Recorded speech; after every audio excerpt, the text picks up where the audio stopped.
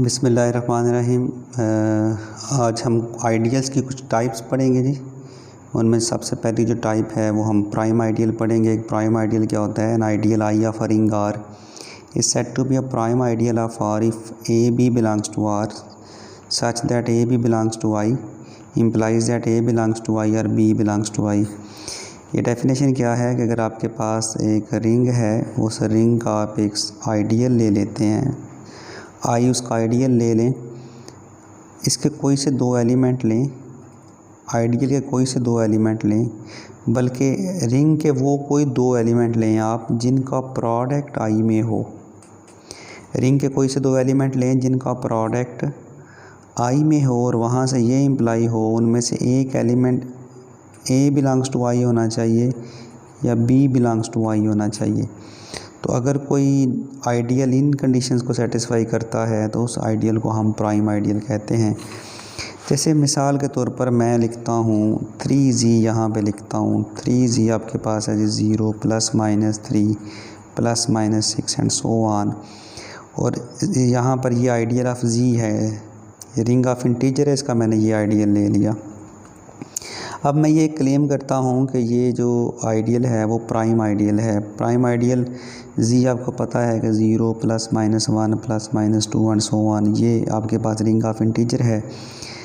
तो मैंने ये प्रूव करना है कि ये जो 3z है ये प्राइम आइडियल है। उसमें वही मैं कंडीशन सेटिस्फाई करना चाहता हूँ कि आप कोई से दो ऐसे रिंग के एलिमेंट लें जिनका प्रोडक्ट इसमें मौजूद हो। कोई से दो एलिमेंट लें जिनका प्रोडक्ट 3z में मौजूद हो। जैसे मैं यहाँ पर एलिमेंट ले लेता हूँ 2 ले लेता हूँ, दूसरा एलिमेंट आप मैं यहाँ पे 3 ले लेता हूँ।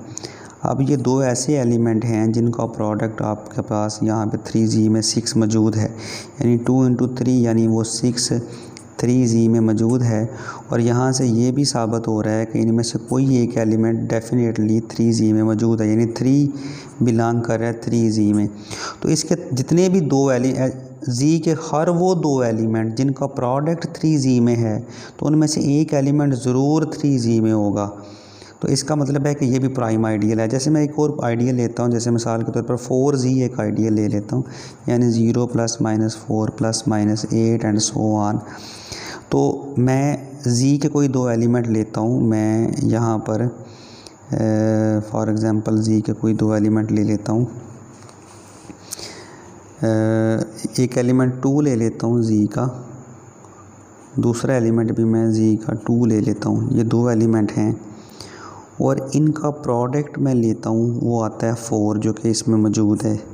लेकिन इनमें से ये दोनों एलिमेंट 4z में मौजूद नहीं हैं, इस वजह से ये प्राइम आइडियल नहीं बनेगा, 3z प्राइम आइडियल बन जाएगा।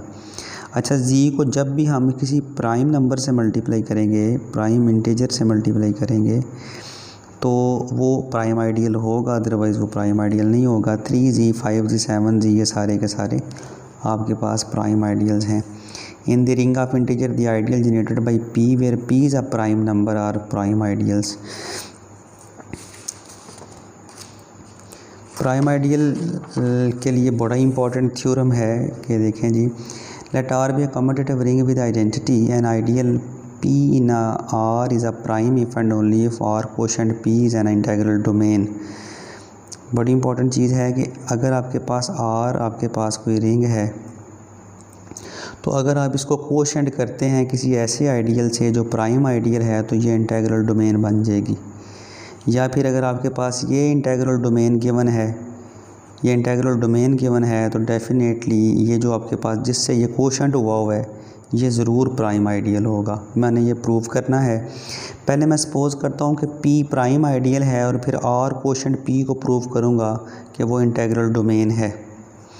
अच्छा, अगर suppose p is a prime ideal then r quotient p is a commutative ring with identity. क्योंकि आपको पता है कि जब रिंग को किसी आइडियल से कोशेंट करते हैं तो वो भी रिंग बन जाता है। आप चूँकि इस r में कम्यूटेटिव रिंग है, उसमें आइडेंटिटी भी मौजूद है, तो r कोशेंट p में भी कम्यूटेटिव रिंग होगा और उसमें आइडेंटिटी भी होगी, जो पिछले लेक्चर में हम बात कर चुके हैं। और इसमें जो आइडेंटिटी होगी वो 1 + p होगी, जो कि 0 + p के इक्वल नहीं है। ये इसका जो है ना वो एडिटिव आइडेंटिटी और मल्टीप्लिकेटिव आइडेंटिटी इसकी 1 + p है। मैंने ये प्रूव करना है, सपोज़ ये किया हुआ है कि ये प्राइम आइडियल है और r कोशेंट p को मैंने इंटीग्रल डोमेन प्रूव करना है।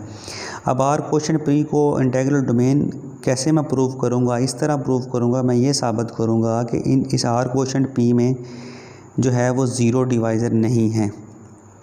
अगर इसमें ज़ीरो डिवाइज़र नहीं है तो फिर ये जो r कोशेंट p होगा वो आपके पास इंटीग्रल डोमेन होगा।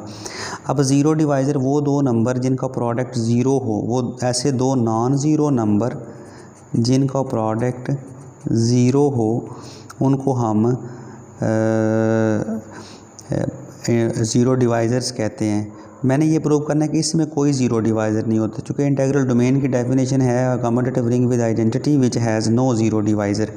तो मैंने प्रूव करना है कि r कोशेंट p में कोई भी ज़ीरो डिवाइज़र नहीं है। अब मैं इसको प्रूव करने के लिए r कोशेंट p के कोई से दो जो है वो एलिमेंट ले लेता हूँ, a + p b + p belongs to r quotient p। ये मैंने इसके दो एलिमेंट ले लिए, जो कि r कोशेंट p के तमाम एलिमेंट a + p की तरह के या b + p की तरह के होंगे, जबकि a और b दोनों रिंग के एलिमेंट हैं। अब मैंने ये दो ऐसे एलिमेंट लिए हैं कि जिनका जो प्रोडक्ट है वो ज़ीरो के इक्वल है। और कोशेंट p का जो ज़ीरो है वो ज़ीरो + p के इक्वल होता है, यानी वो p के इक्वल होता है।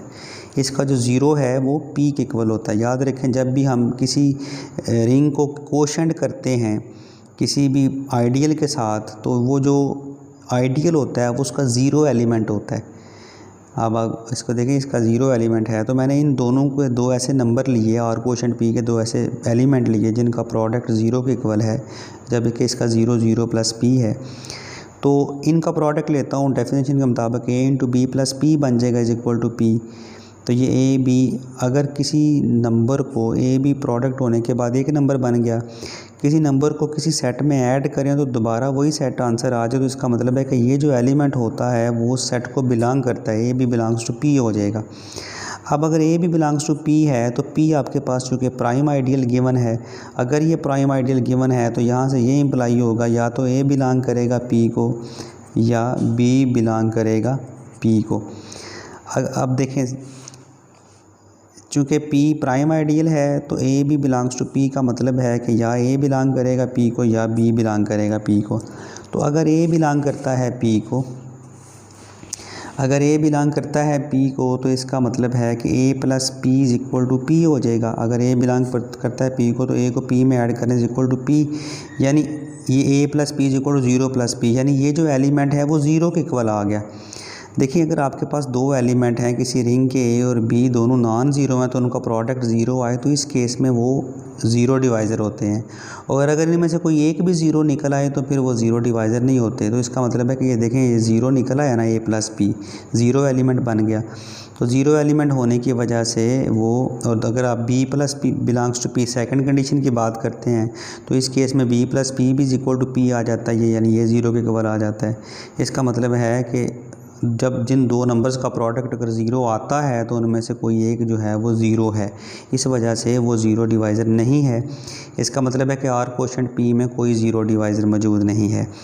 Hence r quotient p is an integral domain. अब हमने कन्वर्सली सपोज करना है कि r quotient p integral domain है और प्रूव करना है p is a prime ideal. Let a b belongs to, इसको p को हमने प्राइम आइडियल प्रूव करने के लिए मैंने r के कोई दो ऐसे एलिमेंट लिए a b belongs to r such that कि उनका जो प्रोडक्ट है a b वो बिलोंग करे p को। अगर a b बिलोंग कर रहा है p को तो a b + p = p होगा। तो यहाँ से हम लिख सकते हैं, देखें ना, अगर ये एलिमेंट p को बिलोंग करता है तो ये एलिमेंट p में ऐड करने से p आएगा। तो इसको हम डेफिनेशन के मुताबिक a + p × b + p लिख सकते हैं, चूँकि इनका प्रोडक्ट यही बनता है।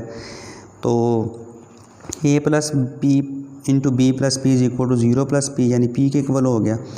इधर से जो कि ये इंटीग्रल डोमेन है r कोशेंट p जो है वो इंटीग्रल डोमेन है, तो इसका मतलब है या ये एलिमेंट ज़ीरो के इक्वल होगा, इसका ज़ीरो p है, तो या फिर b + p के इक्वल होगा। अगर a + p b के इक्वल है तो a बिलोंग कर जाएगा p को या b बिलोंग कर जाएगा p को। देखिए, हमने दो एलिमेंट r के लिए जिनका प्रोडक्ट p में है, वहाँ से ये इम्प्लाई होगा उनमें से या a p में मौजूद है या b में मौजूद है। इसका मतलब है कि p जो आपके पास क्या है जी, वो प्राइम आइडियल है।